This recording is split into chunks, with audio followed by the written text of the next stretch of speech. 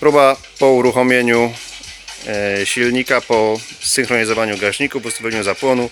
Jeszcze tutaj nie mamy filtra, nie mamy poukładanych przewodów, ale tak to działa już mniej więcej.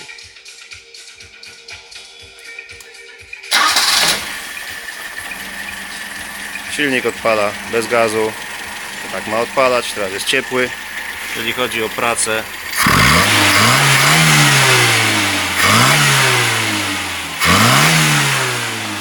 wszystko działa tak jak trzeba. Także operacja zakończona sukcesem.